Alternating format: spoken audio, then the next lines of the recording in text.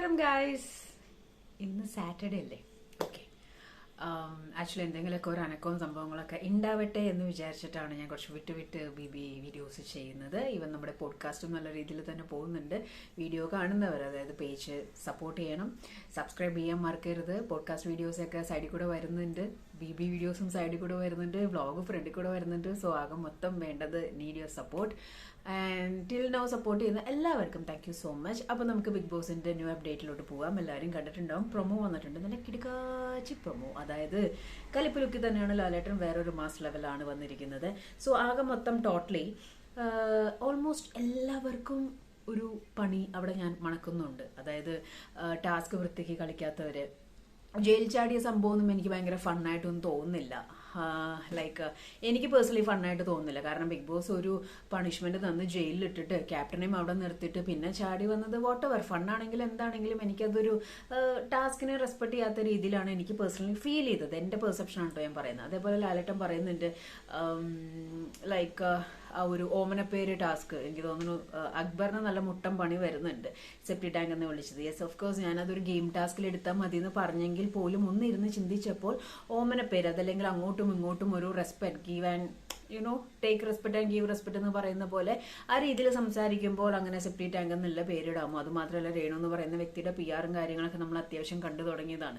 എന്നിരുന്നാൽ പോലും അത് പുറത്തുള്ള ഒരു കലാപം, പുറത്തുണ്ടാവുന്ന കൂടുതൽ സെൻസിറ്റീവ്, പുറത്തുണ്ടാവുന്ന കൂടുതൽ ടോപ്പിക്കിനെ, മാറ്റേഴ്സിനെയൊക്കെ ബേസ് ചെയ്തിട്ടാണ് ലാലേട്ടൻ അവിടെ ചോദ്യങ്ങൾ ചോദിക്കുന്നതെന്ന് എനിക്ക് തോന്നുന്നു. ഏറ്റവും ഹൈലൈറ്റ് ചെയ്ത കാര്യങ്ങൾ. അപ്പോൾ അക്ബർ ഇനി സോറി പറഞ്ഞുകൊണ്ട് എത്രത്തോളം അതിന്റെ ഒരു എന്നാലും പറയും, കാരണം കലിപ്പ് ലുക്കിൽ തന്നെയാണ്. അപ്പോൾ 7ന്റെ പണി എന്നൊക്കെ വന്നുകൊണ്ട് തന്നെ എന്തായാലും ആ ഒരു ചോദ്യം ഉണ്ടാവും, ഓമന പേര് അല്ലെങ്കിൽ ഇഷ്ടമുള്ള ഒരാൾ എങ്ങനെയാണോ വിളിക്കുക. പിന്നെ അക്ബറിന് അവിടെ ഒരു ഇതുള്ളത് സോറി പറഞ്ഞു എന്നുള്ള സംഭവമാണ്. പിന്നെ അനുവിന്റെ എപ്പോഴും കരച്ചിൽ ചോദിക്കാൻ ചാൻസസ് ഉണ്ട്. പിന്നെ മെയിനായിട്ട് ഈ പറഞ്ഞ പോലെ മേക്കപ്പ് എടുക്കരുതെന്ന് പറഞ്ഞിട്ട് ബിഗ് ബോസിന്റെ ആ ഒരു റൂള് ബ്രേക്ക് ചെയ്തതിന് എല്ലാ കണ്ടസ്റ്റൻസും എല്ലാവരുടെയും രീതിയിലുള്ള ഒരു ഹൈപ്പ് കാണിക്കുന്നുണ്ട്. പക്ഷെ എന്നിരുന്നാൽ പോലും എവിടെയോ എന്തോ ഒരു റെസ്പെക്ട് ഇല്ലായ്മ എനിക്ക് പേഴ്സണലി ഫീൽ ചെയ്തു. ബിഗ് ബോസിനെ റെസ്പെക്ട് ചെയ്യാത്ത മാതിരി എനിക്ക് ഫീൽ ചെയ്തു. അപ്പൊ ആകെ മൊത്തം എല്ലാവരും എടുത്തൊന്ന് കുലുക്കാനാണ് പരിപാടി. കാരണം ഈ സെപ്റ്റി ടാങ്കിന്റെ കാര്യം തന്നെ ടാസ്ക് മെസ്സാക്കിയവർ, അല്ലെങ്കിൽ ഓമനപ്പേര് ടാസ്കിന്റെ സംഭവത്തിലൊക്കെ അതങ്ങനെ ഒന്ന് ചോദിക്കും, അല്ല അതങ്ങനെ വേണമല്ലോ എന്നുള്ളൊരു സംസാരം, ലൈക്കനോ ആ ഒരു ചോദ്യം ചോദിക്കണമല്ലോ, അതെന്തായാലും ചോദിക്കണമല്ലോ എന്നുള്ള രീതിയിൽ ആണ് പ്രൊമോ വന്നിരിക്കുന്നത്. പ്രൊമോ എന്തായാലും അടിപൊളിയാണ്. പ്രൊമോയിൽ ആ ഒരു എനർജി വൈബ് നന്നായിട്ട് ഫീൽ ചെയ്യുന്നുണ്ട്. ലാലേട്ടൻ്റെ ആ ഒരു കലിപ്പിലൊക്കെ ഞാനും നിങ്ങളെപ്പോലെ തന്നെ വെയിറ്റിംഗ് ആണ് അത് കാണാനായിട്ട്.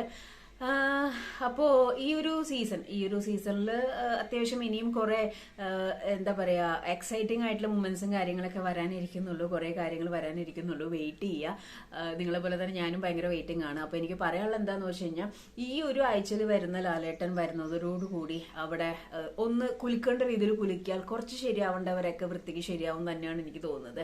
എസ്പെഷ്യലി അനീഷിന്റെ കേസാണെങ്കിലും പിന്നെ ഒരു അങ്ങോട്ടും ഇങ്ങോട്ടും ഫൈറ്റ് ഉണ്ടെങ്കിൽ, ഞാനൊരു ഇതായിട്ട് പറയുന്നല്ലേ, ഈ പപ്പാനിയാണെങ്കിലും അങ്ങോട്ടും ഇങ്ങോട്ടും ഫൈറ്റ് ഉണ്ടെങ്കിലും ഒരു റെസ്പെക്ട് ഇല്ലായ്മ അങ്ങോട്ടും ഇങ്ങോട്ടും എനിക്ക് തോന്നുന്നുണ്ട്. പനിമോൾ ഇന്നലെ ചോദിക്കുന്നതിന് ഇതാ മരുന്ന് കഴിച്ചായിരുന്നു, ശരിയാണ്, ഫൈറ്റ് ഉണ്ട്, അങ്ങോട്ടും ഇങ്ങോട്ടും ഫൈറ്റ് ഉണ്ട്. പക്ഷെ അയാൾ അങ്ങനെ പറഞ്ഞോണ്ട് ഞാനിങ്ങനെ പറയണേക്കാൾ ഭേദം അയാൾ എങ്ങനെ പറഞ്ഞാലും നമ്മൾ ഒരു ക്യാരക്ടർ മെയിൻറ്റെയിൻ ചെയ്ത് പോവാന്നുള്ളതാണ് എൻ്റെ ഒരു പെർസെപ്ഷൻ.